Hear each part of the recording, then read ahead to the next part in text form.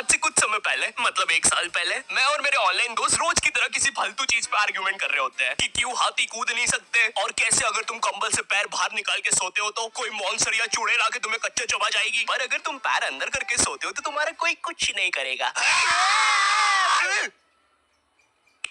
फिर पैर अंदर कर लिया। तू अगली बार मिल, बताता हूँ तुझे। चैन से सोएगा ना अब तू। ले तेरा लाइट ऑन कर दिया, अब ठंड में बिस्तर से उठना पड़ेगा। ले तेरा पंखा भी ऑन कर दिया अब तो ऐसी किसी बात पे आर्ग्यूमेंट चल रहा होता है तो उसी बीच न जाने मेरे दिमाग में क्या आता है और मैं बोलता हूँ, तुम लोग अच्छे लोग हो, हमें मिलना चाहिए। ये सुन के भैया सन्नाटा मच गया। हाँ क्या बोला तूने? आयु तुझे पता है ना ऑनलाइन दोस्त कभी मिल नहीं सकते। इनफैक्ट ऑनलाइन दोस्त जैसी तो कोई चीज ही नहीं होती, हम सब तो रोबोट है। आयु तू हमारा दोस्त हो ही नहीं सकता, हम जा रहे हैं। फिर उन लोगों ने एक दूसरे के गले में हाथ डाला और न जाने क्यों गुस्से में डोरेमोन का थीम सॉन्ग गाने लग गए, वो भी तमिल में।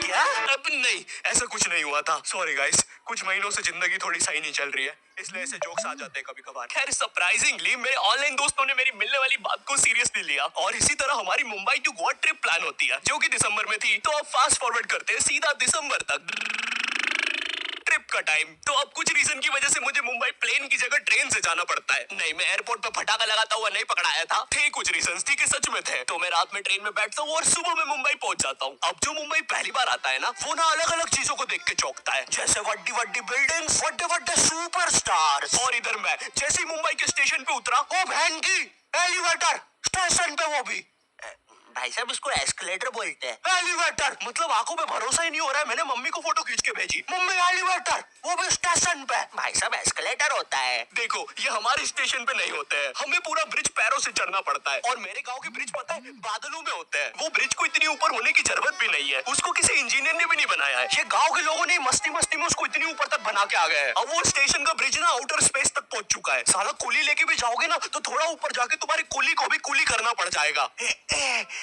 भाई साहब कुली करना पड़ेगा। अरे किया तो है तुम्हें। अरे आपको नहीं, मुझे कुली करना पड़ेगा। रुको, कुली। हाँ जी भैया, इन्हें ऊपर तक छोड़िया हो यार। अरे पागल हो क्या मियाँ, ऊपर तक जाना है तो स्पेस सूट किधर है तुम्हारा? और ऑक्सीजन सिलेंडर लेके आए कि नहीं? ऊपर ऑक्सीजन बहुत कम है, हम लोग क्या बहुत ऊपर खड़े हैं मियाँ। देखो यहाँ से वो माउंट एवरेस्ट भी दिखता है। देखो आज की रात तो हमें ये सीढ़ियों पे सो के गुजारनी पड़ेगी। ऊपर पता नहीं कहाँ के खूंखार जानवर घूमते हैं। और सबसे जरूरी बात, हम लोगों के बीच में मैं सोऊंगा। मुझे मुंबई से अपने स्टेशन जाने में 10 घंटे लगते हैं और फिर अपने ही शहर के स्टेशन से घर जाने में 6.25 महीने। अब तुम बोलोगे नॉट योर टाइप, तो बहुत ही विलेज पीपल है। हाँ तो ठीक है, हूँ मैं, नहीं होते हमारे यहाँ पे एक्सेलरेशन। भाई उसको एस्केलेटर। वीडियो को आगे बढ़ाते हैं। मुंबई जाने से पहले मुझे ऐसा लगा था कि वहाँ पे सब लोग मचाएंगे, चले सीधे चले, इस तरीके से बात करते होंगे। तो मैं भी ना फुल रेडी था। मैं स्टेशन से बाहर निकला और एक ऑटो रोका। तो सबसे पहले तो मैंने अपनी ट्रेन में खरीदी हुई 24 कैरेट आइस डायमंड चेन आगे करी। मैंने 20 रुपए में खरीदी थी, आगे अपना टाइम आएगा भी लिखा था, क्योंकि मुंबई में थे यार, थोड़ी अमीरी दिखनी चाहिए। कौन है अंबानी? है किधर रहता है वो? है क्या उसके पास ये? तो वो ऑटो वाला पूछता है किधर जाओगे? इधर मैं फुल मुंबई के स्वैग में। क्या बोलते हो ऑटो वाले चाचा, अंधेरी चलोगे क्या? चलो ना, मचाते ना अंधेरी में चल के। अंधेरी में तुम उजाला लेके आओ। ऑटो में क्यों बैठे हो? लैम्बोर्गिनी लाओ। ये अंधेरी में तुम आओ। क्यों चाचा? अरे भाग मादर है, कड़कती धूप में मुजरा दिखा रहे मेरे को।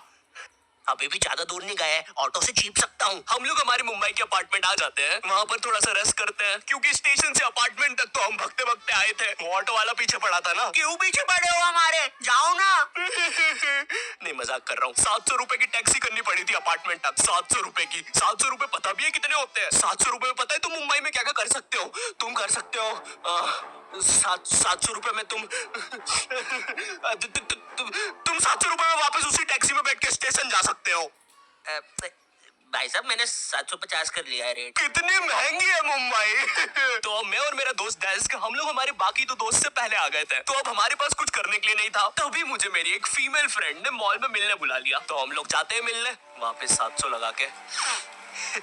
ये मुंबई भी ना। तो मेरी दोस्त ने ना मुझे एक मूवी देखने बुलाया था, अवतार। मूवी में ज्यादा कुछ खास था नहीं, कुछ नीले लोग नंगे होके पानी में भाग रहे होते हैं रोबोट मशीन से बच के। ये मूवी मैंने 3D में देखी थी, ज्यादा कुछ चेंज नहीं हुआ। अब बस वो नंगे लोग मेरे साइड से निकल के भाग रहे थे। हम ये जंग जीत के रहेंगे। सर वो सब तो ठीक है, वो आदमी कौन है?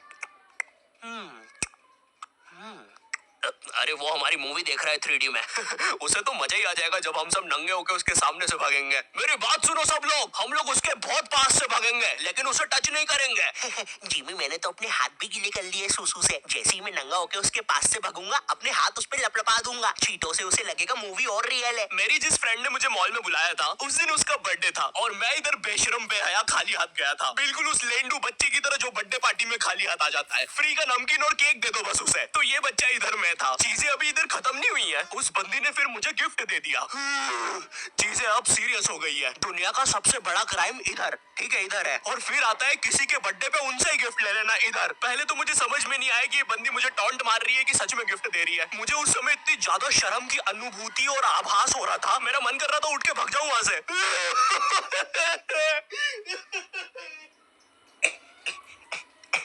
अरे वो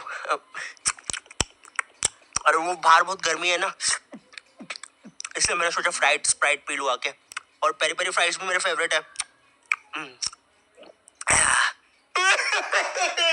देखो अगर उस टाइम में जाता तो अपने पीछे वाले जेब से बटवा निकाल के एक 50 का करारा नोट और 1 रुपया लगा के बड्डा लिफाफा बना के उसे दे देता। लेकिन मैं कोई 80 साल का दादाजी नहीं हूँ और वो भी मेरी पोती नहीं है, तो अब मैं कुछ कर नहीं सकता था। इसलिए मैंने बेशर्मों की तरह उसका गिफ्ट ले लिया और कमियां भी निकाल रहा हूँ। घड़ी तो अच्छी लाई हो तुम, लेकिन फास्ट ट्रैक की लाती तो अच्छी है घड़ी।